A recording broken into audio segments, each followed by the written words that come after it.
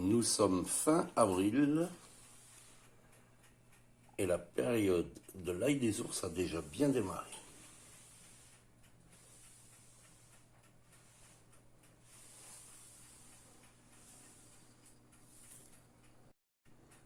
Quand on vous parle de l'ail des ours, on évoque souvent les feuilles. Je dirais même que la plupart du temps, on n'évoque que ça.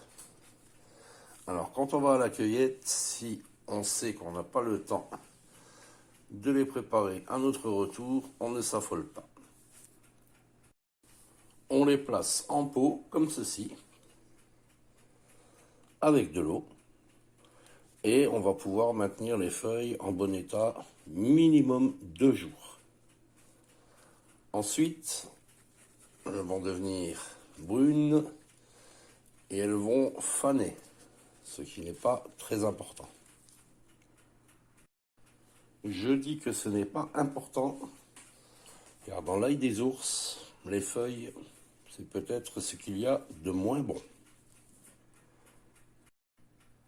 Si les feuilles viennent à faner, sachez que les parties les plus importantes se conservent plus longtemps. Alors, on va en sortir une.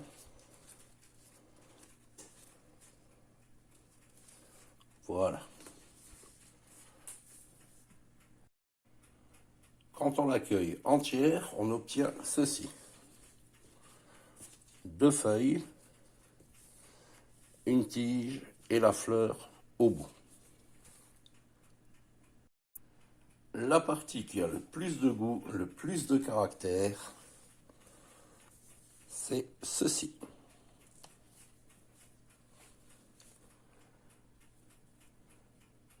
La fleur encore fermée.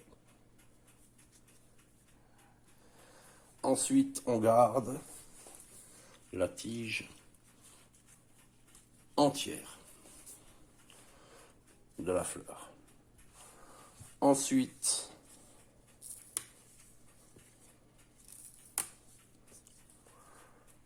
cette partie-là de la tige des feuilles. On élimine celle-ci, on élimine celle-ci, quoi qu'on peut les consommer, mais ce n'est pas ce qui donne le plus de goût. Et ensuite, il reste les feuilles, ce qui a le moins de goût. Alors évidemment, celle-ci, on ne la garde pas. Et celle-ci, tout à fait correcte. On peut consommer toutes ces parties crues ou cuites. Donc je répète, dans l'ordre du goût, de la puissance du goût, la tête de la fleur fermée, la tige entière de la fleur, la base de la tige des feuilles, le haut de la tige des feuilles, si on a envie, et les feuilles.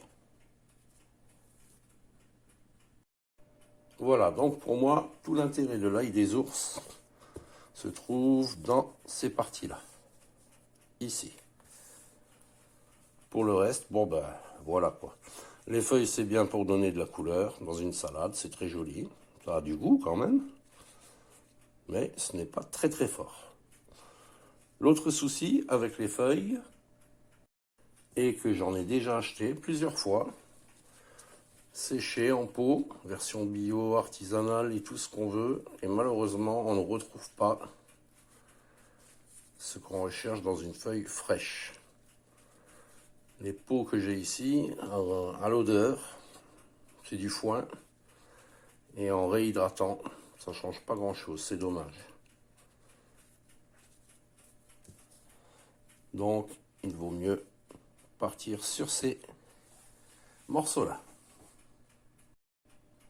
Si vous avez été à la cueillette et que vous n'avez pas eu le temps de vous occuper de votre ail des ours, que les feuilles viennent à brunir, à faner, mais que ces parties-là sont toujours bien blanches, rien ne vous empêche de couper les feuilles, tout en sachant que vous allez pouvoir utiliser sans souci ces parties-là.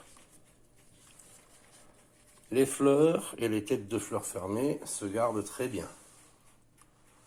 Là, on a des fleurs qui sont apparues dans la nuit. Ça, c'est de l'ail des ours que j'ai été cueillir hier. Donc, vous voyez,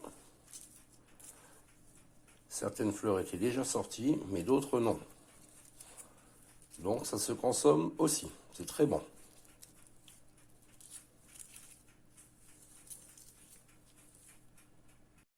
L'idéal, évidemment, c'est de consommer toutes les parties fraîches. Mais on ne peut pas garder tout ceci éternellement frais. Alors, pour les têtes de fleurs, par exemple, je fais ceci.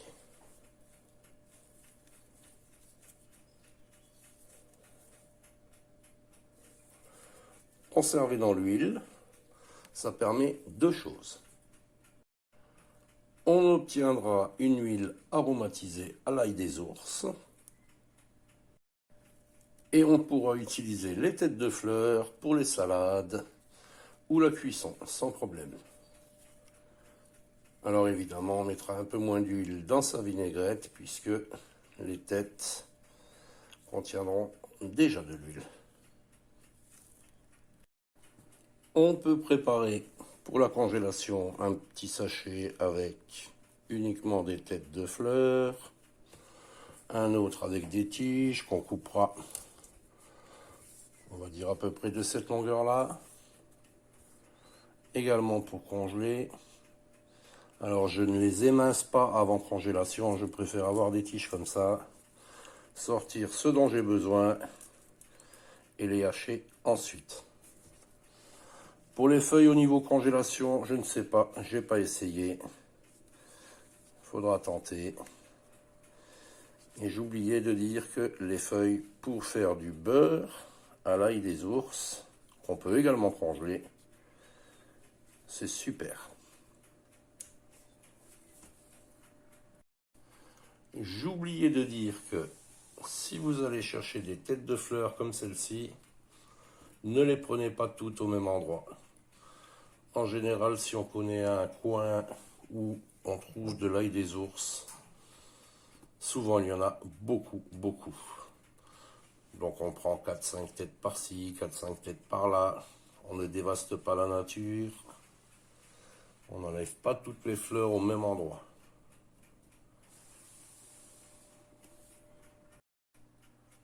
Et en plus d'être bon, c'est très joli.